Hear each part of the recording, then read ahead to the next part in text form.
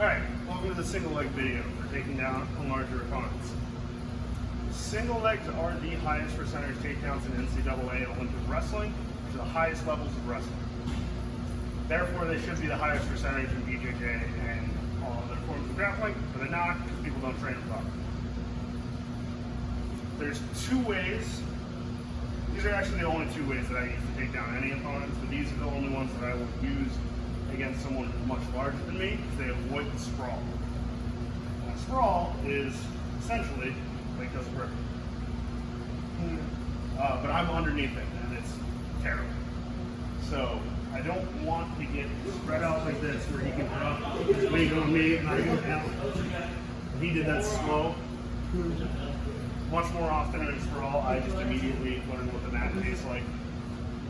And so we don't want to get stretched out, we don't want to be under a larger opponent. So how are we going to avoid this? So the first way I do this is with what's called a snatch signal. So I'm not actually taking a full penetration step, like this, coming in. I'm not going to do that. I'm just going to snatch the leg off the ground. So the way I set this up most often is with an arm drag. If Blake's reaching out, or he tries to touch me, I grab at his tricep, I clear his arm past, my head goes right into his hip here, and I just running and toss his leg up. Yeah, so emphasis here on that drive on the shoulder. So if we go back to where we were just at, if he just leans down and tries to pick up the leg, I'm not moving, because I've got all of my fatness going straight down into this one base. So that's why that forward drive is so important. As soon as I can do it with just a shove into his chest to demonstrate this. You'll watch his leg pop up to move. So I'm doing the same thing, but I'm just using my head. Yep. I'm coming in, and as I drive in, his leg comes off the ground, and I just kind of guide it up into my position there. As you can see, I'm never underneath him, so there's no point for him to sprawl. Key points with this: you need to keep your elbows tucked in tight. If you don't, he's going to come over you. And the other thing is, I want to keep my head buried. A lot of people talk inside versus outside. I keep mine in the middle. Two reasons. One, depending on his reaction, I can go either way. But also, I'm avoiding being guillotined. I can't be cross-faced. You can't bury my head very well, because it's going to be going straight into his thigh, essentially, so you can't actually put weight on me. And the other thing is, I don't want to hang out here. Like with all of these techniques that I'm showing, I don't want to hang out in the fit-in portion. In the fit-in, for every throw or takedown, according to judo theory, there is a setup, fit-in, and a finish. So this part where I'm doing the leg up, that's the fit-in. So at full speed with the finish, it's going to look like this.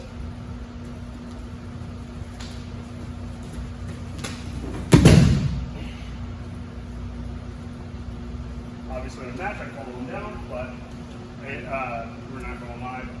So that's the quick throw. Let's do that from the other side so we can see it. Okay. I'm going on the same leg, just so you guys know.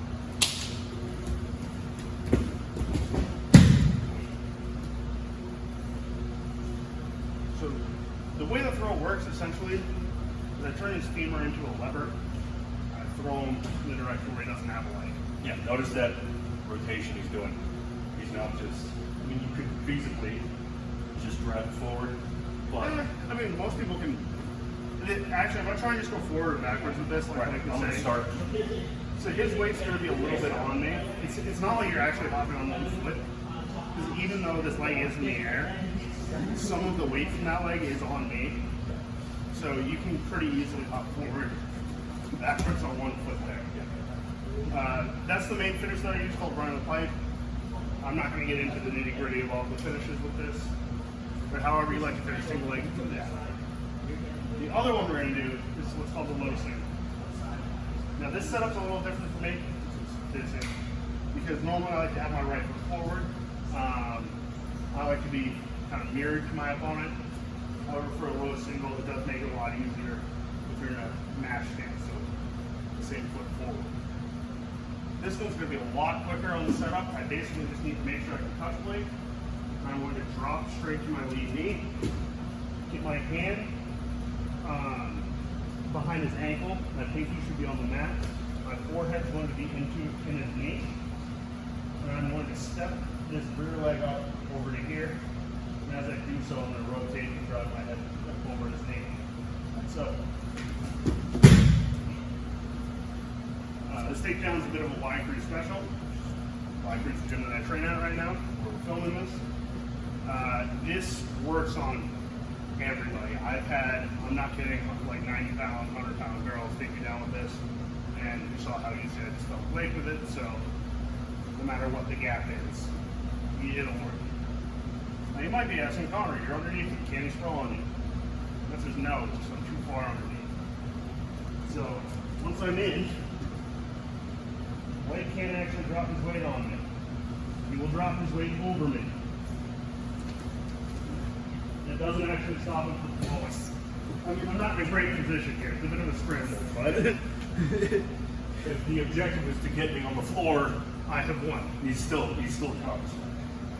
Big things here, like this is more of a pure wrestling or jiu-jitsu move. In MMA, you will get punched in the head repeatedly. It's a little hard for him to bend down that far and hit me, but he will be It's not hitting me. possible. Yeah, he will be hitting me. Much more devastating than the body shots. The other thing that can happen is if you got a guy who's really flexible, they'll like turn and sit on you, but we're not going to try that because there's a risk of blowing your own knee out doing that. So those are our two main single legs that we use against larger opponents. Now I'm going to flip sides on this one so you can see the other angle of the one single. Once again, I want to have lead foot smash. Make sure I can make contact. Drop straight in. I have my pinky on the mat, my forehead's in his knee. This hand here is about to be replaced by my foot. Also, if they're not going down, you can chop up here. You don't always have to though. Down he goes. Comments, Blake? Yeah, so a couple things to emphasize from my perspective. I don't know how well the camera's picking up the angle on this, but what he's doing is he's pushing my knee out perpendicular to the structure of the knee. So obviously my knee can go forward and back fairly easily. And when I'm standing, if it starts going sideways, suddenly, especially with me being so top heavy, the rest of me is going to follow. So that's the mechanics that's at work here for actually getting me down. I'm not going with them. I'm trying to keep my feet, but it's just there's so much weight focused on this one little joint here that it's going to follow or my knee's going to come out. The one defense I've seen to this that works a lot actually is if you're in the gi, the bigger guy can reach over, or whoever's being shot on can reach over and grab your belt. Just kind of toss it to the side, or lift you, like you get rid of that drive. That's the only one I've seen work consistently, and that's also usually more just a last minute. Like they already had that grip and you try to shoot on. So the one thing I'll bring in, just from my HEMA man perspective. So in HEMA, one of the things they teach us a lot is whenever anyone's going, you're like, just sweep the leg real quick. So let's, if we sort of just run this one out. If I see you going down low, and I try, that's terrible for something like this. But I want you to notice what happened there. Whereas as soon as I swept the leg, yeah, I was able to get this one out, but this one's still here, and he literally just did the exact same technique on the other direction. So maybe I'm quick enough to get both legs out of position, But I and mean, then I've got my hand on his head. I don't even know if that's legal in it's sport. it's perfectly legal. But one of the things I have to bring up though is we'll get to this later in the series, but what's known as chain wrestling. So every one of these techniques will work if you get to it. The whole thing is getting to it. Yeah. That's why you said, like what you said, you might pull his leg back right there. Well, that's fine over the other leg. That's what's called chain wrestling. Chaining these techniques together is what makes you an actually successful wrestler or grappler.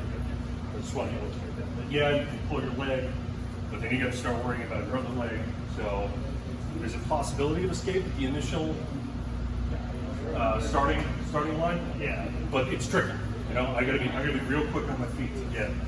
I gotta know what's coming. Because if I don't know what's coming, even if I get this leg out, I mean, well, you know.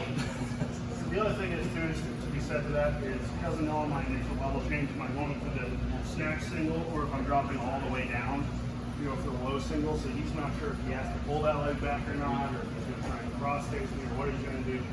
So there's always a bit of confusion whenever we're talking about like, the defenses to these, because they never know exactly where you're going for, unless that's your only thing that you've ever shown. But even that, you know, they still be like, oh, this could be the day. So just keep these things